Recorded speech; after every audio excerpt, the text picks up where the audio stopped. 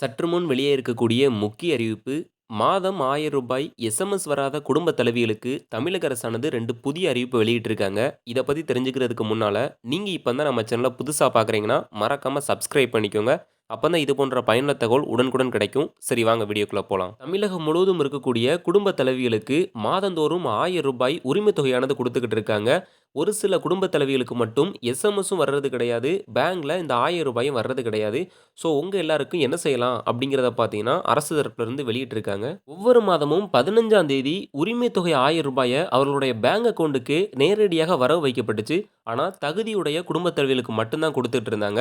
அதாவது யாரெல்லாம்னு சொல்லணும்னா, நடுத்தர வர்க்கங்கள் மற்றும் வறுமை கோட்டு கீழ் உள்ள மக்கள். அதாவது இந்த 3 வகையான ரேஷன் அட்டை வச்சிருக்கக்கூடியவங்களுக்கு மட்டும் தான் அரசு தரப்பிலிருந்து குடுக்குறாங்க. அதுவும் என்பிஹெச்ஹெச், பிஹெச்ஹெச், அந்தியோதயா அன்ன யோஜனான்னு சொல்லக்கூடிய ஏஏஒய்யான ரேஷன் அட்டை. இந்த 3 பேருக்கு மட்டும் தான் குடுத்துக்கிட்டு இருக்காங்க.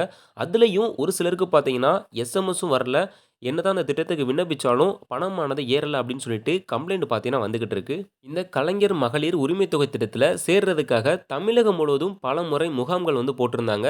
அதில விண்ணப்பிச்சும் ஒரு சிலர்களுடைய விண்ணப்ப படிவம் நிராகரிக்கப்பட்டுச்சு.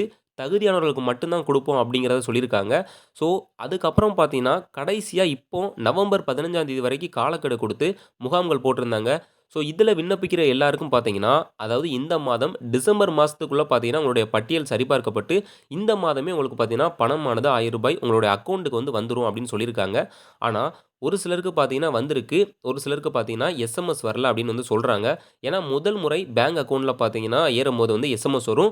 மாதம் மாதமும் பார்த்தீங்கன்னா, இந்த மாரி ரூ. 1000 பணம் ஏறுச்சு அப்படின்னு சொல்லிட்டு வரும். இந்த முதல் முறை மகளிர் உரிமை தொகை திட்டத்தில நீங்க சேர்ந்துட்டீங்க அப்படின்னு கன்ஃபர்மேஷன் மெசேஜ் வரும். அதுக்கப்புறம் பார்த்தீங்கன்னா, மாதம் மாதம் ரூ. 1000 கிரெடிட் ஆயிருச்சு அப்படின்னு சொல்லிட்டு உங்களுடைய பேங்க் அக்கவுண்டுக்கான எஸ்எம்எஸ் பார்த்தீங்கன்னா வரும். கடைசியா இந்த நவம்பர் 15ஆம் தேதி இந்த திட்டத்தில சேர்ந்துக்கலாம் அப்படின்னு முகாம்கள் போட்டிருந்தாங்க.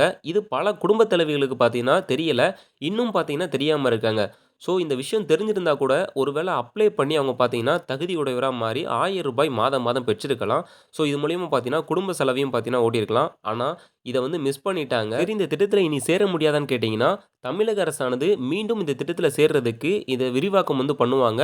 ஸோ அப்போ பார்த்தீங்கன்னா, நீங்க வந்து விண்ணப்பிச்சுக்கலாம். அது மூலியமா நீங்க வந்து ரூ. 1000 பெற்றுக்கலாம். அந்த தகவல்லாம் நீங்க தெரிஞ்சுக்கணும் அப்படின்னு நினைச்சீங்கன்னா, நம்ம சேனல சப்ஸ்கிரைப் பண்ணிக்கோங்க. உடனுக்குடன் உங்களுக்கு தகவல் கிடைக்கும். ஸோ இந்த வீடியோ பிடிச்சிருந்தா லைக் பண்ணிக்கோங்க. நன்றி.